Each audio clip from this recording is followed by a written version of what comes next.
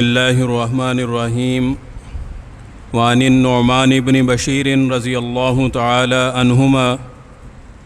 قال قال رسول اللہ صلی اللہ علیہ وسلم مثل المؤمنین فی توادہم وتراحمہم وتعاطفہم مثل الجسد اذا اشتقى منہ عضو تداعى له سائر الجسد بالسہر والحمى متفق علیہ۔ حضرت نعمان ابن بشیر رضی اللہ تعالی عنہما سے روایت ہے،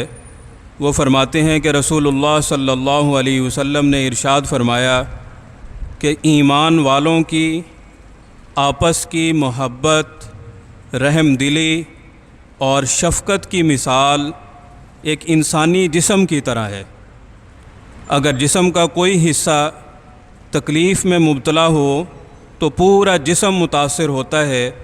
پورا جسم جاگتا ہے اور پورا جسم بخار میں مبتلا ہوتا ہے۔ تو یہ حدیث مبارکہ بنیادی طور پر اسلامی اخوت اور بھائی چارہ، یہ اس کا اصل عنوان ہے، اور اس کے لیے حضور نبی کریم صلی اللہ علیہ وسلم نے مثال ارشاد فرمائی انسانی جسم کی، کہ مثال کے طور پر اگر کسی آدمی کی داڑھ میں تکلیف ہے تو اب اس تکلیف سے پورا جسم متاثر ہوتا ہے،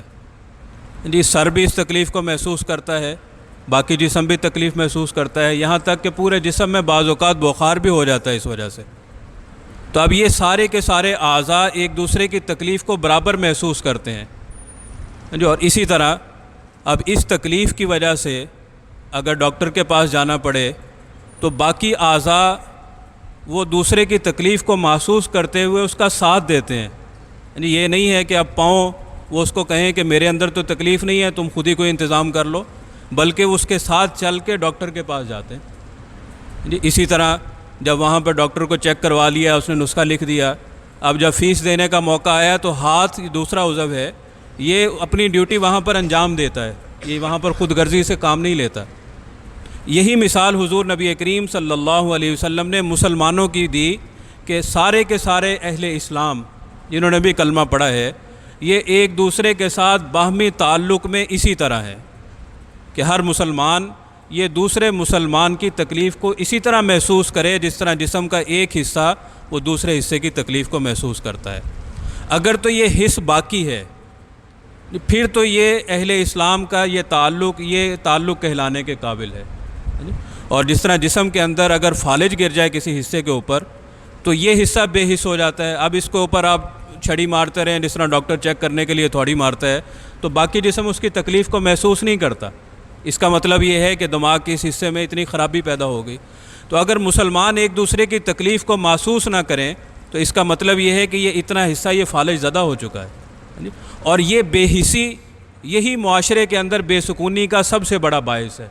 اگر ایک گھر کے اندر رہنے والے افراد